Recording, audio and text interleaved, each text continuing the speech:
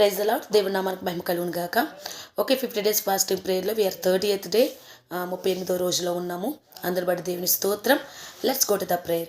సకలాశీర్వాదాలకి కారణభూతుడైన గొప్ప దేవసేయానికి మహిమకంత స్తుతి స్తోత్రం చెల్లించుకున్నాం. ప్రభా, కృపా కనిగిరిగనికి గొప్ప దేవ, నీ ఆత్మతో మమ్మల్ని ఎత్తుపట్టి వాడుకున్నందుకు వందనాలు.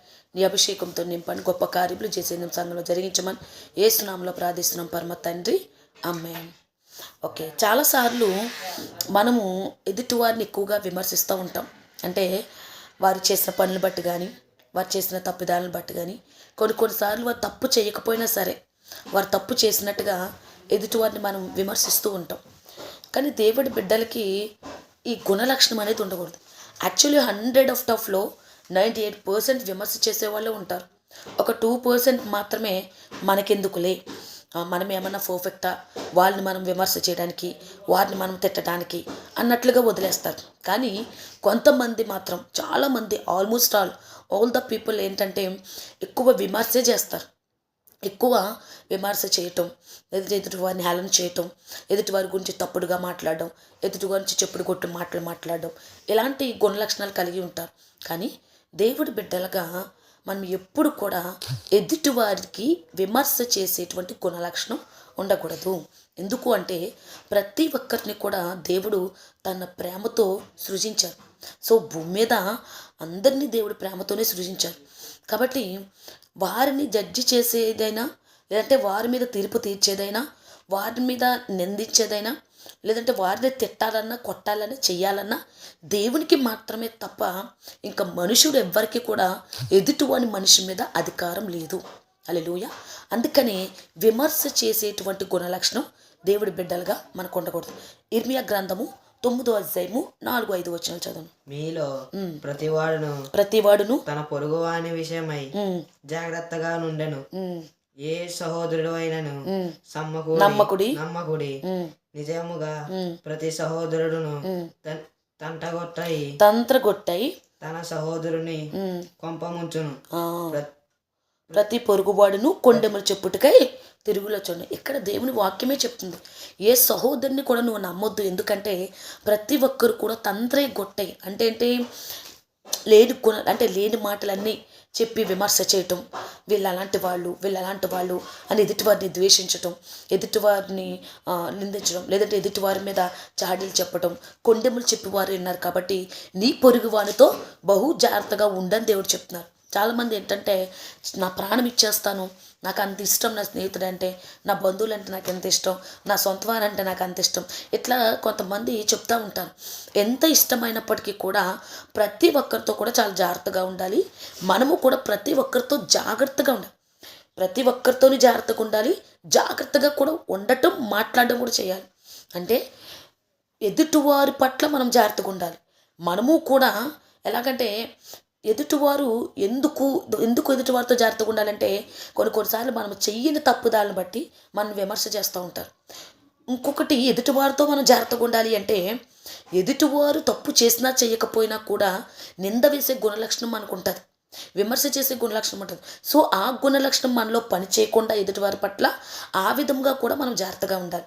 ఇట్లా 2 రకాల జాగ్రత్తలు మనము ఎదుటివారి పట్ల కలిగి ఉండాలి. ఎందుకంటే ఎదుటివారిని చాలామంది ఏంటంటే పొరుగువారిని, స్నేహితుల్ని, బంధువుల్ని ఎక్కువగా నమ్మేస్తూ ఉంటారు. చాలా అతి తక్కువ టైంలోనే నమ్మటం, మోసపోవటం, తర్వాత ఆ నమ్మిన వాళ్ళే నిందలు వేయటం, తిట్టటం, రకరకాల ఇక్కడి నుంచి అక్కడికి చాడీలు చెప్పటం, ఇలా చేస్తూ ఉంటారు. సో దానివల్ల ఏంటంటే, ఇంత నమ్మానే ఇలా ఎలా మోసం చేయగలిగారని మళ్ళీ బాధపడుతూ ఉంటాం మనమే. కాబట్టి ఎక్కువగా దేవుని తప్ప ఎక్కువగా ఎవరిని నమ్మకూడదు. ఎదుటివారి పట్ల మనం వాళ్ళ విషయమే మనం జాగ్రత్తగా ఉండాలి. ఎదుటివారి పట్ల మన విషయం కూడా మనం జాగ్రత్తగా ఉండాలి. అంటే మనం ఎదుటివారి పట్ల విమర్శ చేయకుండా, విమర్శ మాట్లాడకుండా మనము జాగ్రత్తగా ఉండాలి. ఎదుటివారు విమర్శ చేస్తారేమోనని భయం కలిగి వారితో కూడా మనం జాగ్రత్తగా ఉండాలి. మత్తయి సువార్త 7వ అధ్యాయం 1వ వచనం. మీరు తీర్పు తీర్చకుడి, అప్పుడు మిమ్మును గూర్చి తీర్పు తీర్చబడదు. అందుకని ఏంటంటే, నువ్వు ఇలాంటి వాడివి, నువ్వు ఇలాంటి దానివి, నువ్వు ఇలా ఉంటావు, ఇలా ప్రతి దానికి కూడా, చిన్నదానికి పెద్దదానికి తీర్పు తీర్చే అధికారం మనకు లేదు. ఎందుకు అంటే దేవుడు తప్ప ఈ శరీరం పైన, మన పైన, భూమి మీద ఉన్న ప్రతి ఒక్క మనుషుడి పైన మనుషుడి శరీరం పైన దేవుడికి తప్ప మరి ఎవరికి కూడా అధికారం లేదు. ఏ మనుషుడికి తీర్పు తెచ్చడం కానీ, ఏ మనుషుడిని అనుమానించడం కానీ, అవమానించడం కానీ, నిందలు వేయటం కానీ, లేదంటే వారిని విమర్శ చేయటం కానీ మనకి ఎలాంటి అధికారం లేదు. ఆ విషయం తెలుసుకోవాలి ఫస్ట్. తీర్పు తీరుస్తూ ఉంటాం.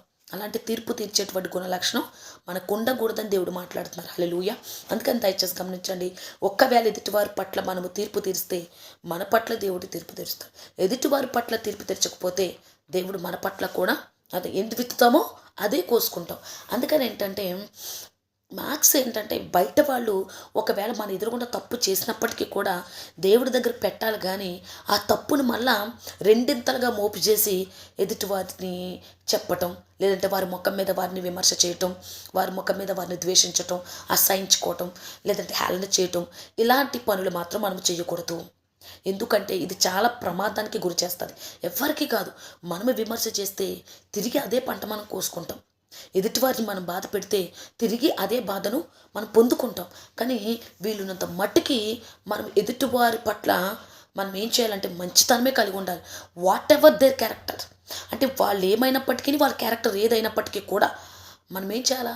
దేవుని యొక్క ప్రేమతో ప్రేమించేవారుగానే ఉండాలి. తీతుకు రాసిన పత్రిక 3:2 ప్రతి సత్కారము చేయుటకు సిద్ధపడిన వలెనియు మనుషులందరి ఎడల సంపూర్ణమైన సాత్వికము కనుపరచును. ఎవరిని దూషింపక జగడమాడిన వారు శాంతులనై ఉండవలనని జ్ఞాపకం చేయుచును. అందుకే దేవుడు అంటున్నాడు ఏంటంటే ఎవరిని దూషించొద్దు, ఎవరి పట్ల కూడా నువ్వు దూషించొద్దు, ఎవరి పట్ల కూడా జగడమాడొద్దు, గొడవ పెట్టుకోవద్దని దేవుడు చెప్తున్నాడు. ఎందుకు అంటే దేవుడి బిడ్డలపైన, ఇందాక చెప్పాను కాబట్టి దేవుడి బిడ్డలపైన మనకి ఎవ్వరికీ కూడా అధికారం లేదు. నీ సొంత భర్తే కావచ్చు, భార్య కావచ్చు, బిడ్డలే కావచ్చు, ఏమైనా కావచ్చు. కానీ ఏంటంటే విమర్శ చేయొద్దు, ప్రతిసారి విమర్శ చేయొద్దు. ఎందుకంటే విమర్శ చేసిన వాళ్ళు ఎలా ఉన్నప్పటికీ విమర్శ చేయించబడ్డ వాళ్ళు మాత్రం చాలా బాధకు గురవుతారు. తప్పు చేయకుండా వాళ్ళు విమర్శ చేస్తే చాలా బాధపడతారు. ఒకవేళ తప్పు చేసినా కూడా వాళ్ళు విమర్శ చేస్తే వాళ్ళు కూడా చాలా బాధపడతారు. కాబట్టి అది అర్థం చేసుకొని ఎవరిని విమర్శ చేసేటువంటి గుణలక్షణం మనలో పెట్టుకోకూడదు.